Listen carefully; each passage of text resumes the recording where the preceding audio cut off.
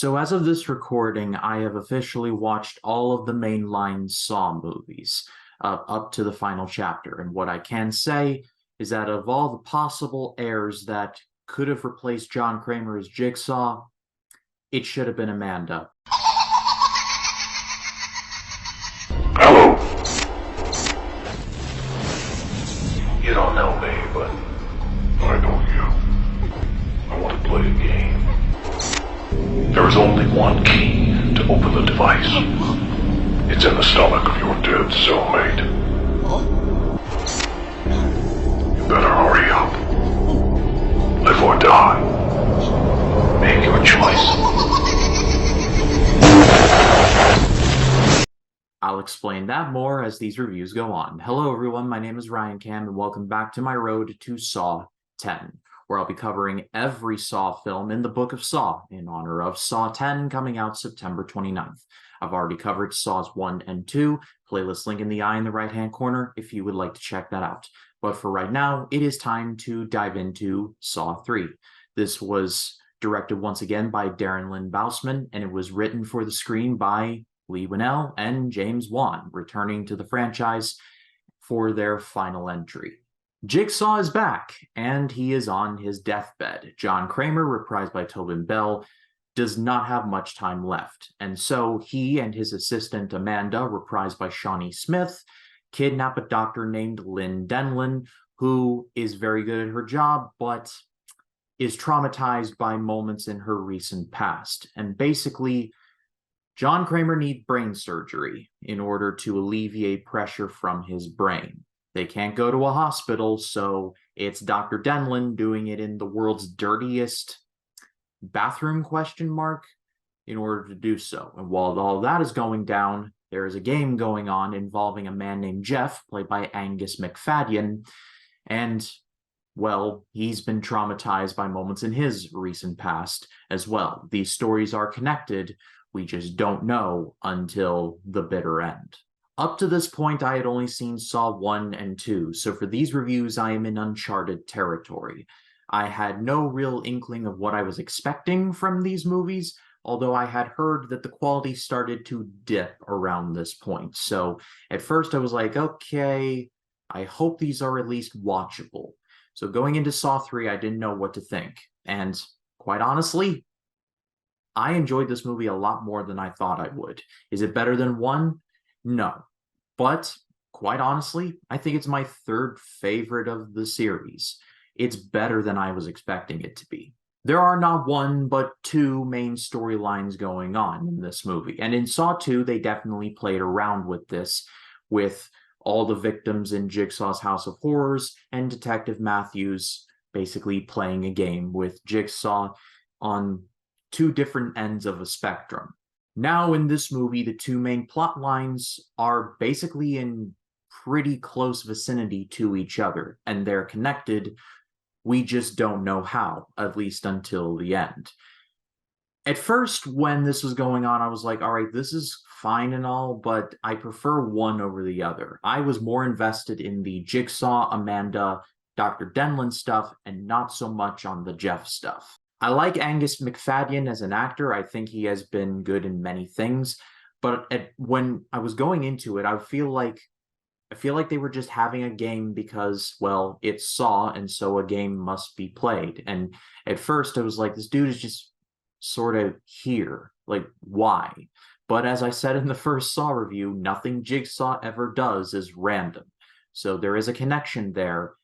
And honestly, the movie does a good job of obscuring it, giving you little hints, but by the end, you kind of slap your head and go, why didn't I see this sooner? It's one of those twists you're going to either get immediately or it's going to spring on you. It kind of sprung on me, however, I had a feeling I might have known where it was headed. And my gut instinct was correct. And I am no screenwriter, I'm not even close, but just the modus operandi of these movies is that, like I said, nothing ever happens that is random in the Book of Saw. Everything is scarily, carefully planned.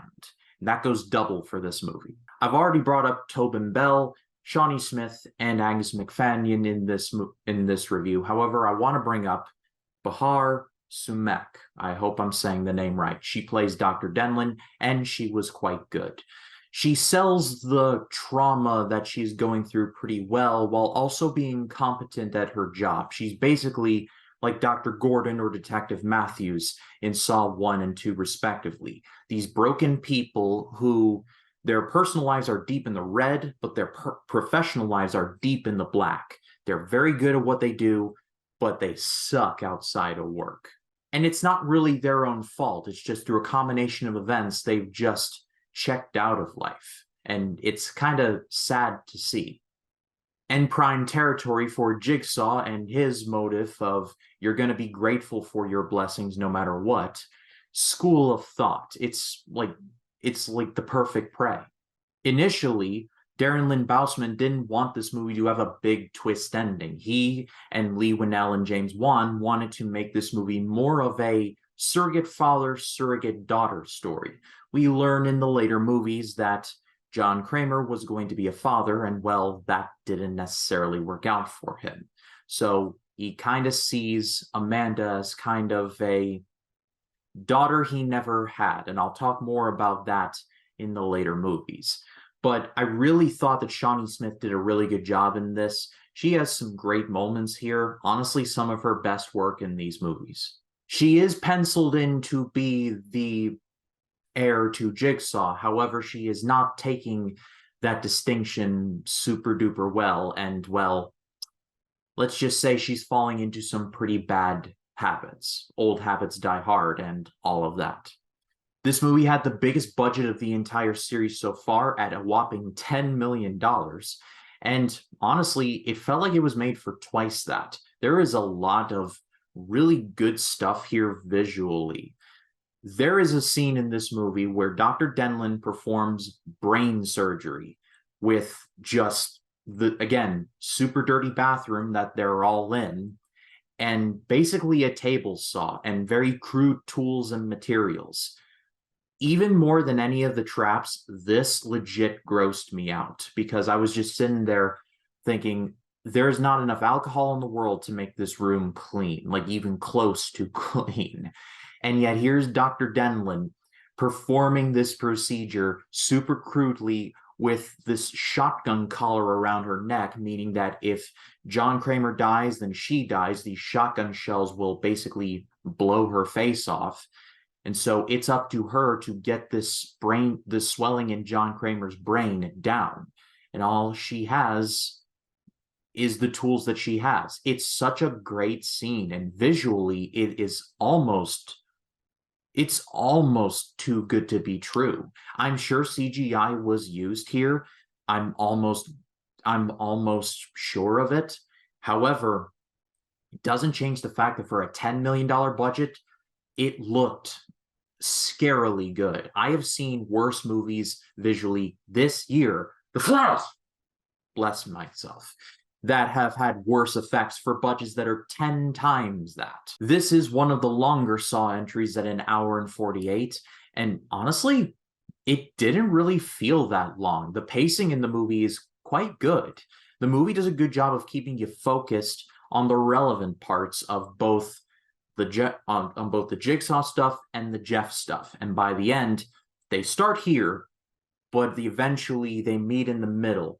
And it's honestly pretty satisfying. And here's a bit of a spoiler warning. I'm going to be talking about the ending of this movie.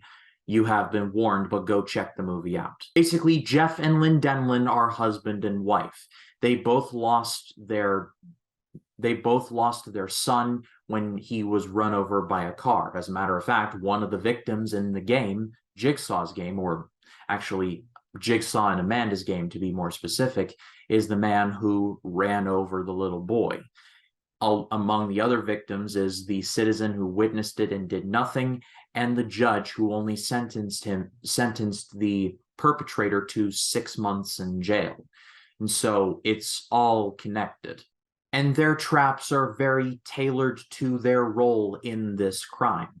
With the rack thing, which, by the way, that rack, the rack trap, whew, that was scary stuff. And then you had the woman who was stuck in the cold room because I guess she was cold for not doing something about it. And then there was the judge who was drowned in pig guts. Yeah, that thing about subtext.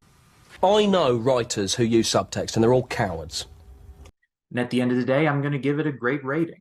I did not expect to love this movie as much as I did, but I have a lot of love for this movie. It is not perfect. It is definitely confusing at first where it was all going. But by the end, when you look back on it, you look at it and you go, oh, that actually made a lot of sense. And the movie actually does something that I'm sure at the time it was meant to be the bitter end of this story. Turns out it wasn't.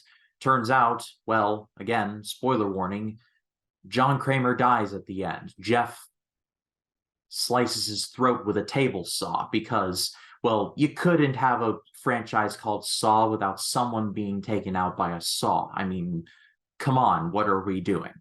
And going on into the later sequels, John Kramer is only referred to in flashbacks and, well, not flash forwards, but basically told through memories. And Tobin Bell's involvement is incredibly limited going forward. But I pass it off to all of you. What did you think of Saw 3? Let me know in the comments. I'd love to read what you have to say. And stay tuned for next week. I'll be covering Saw 4, the first Saw movie to have no involvement from Leigh Whannell, James Wan, or Derek Lynn Bousman.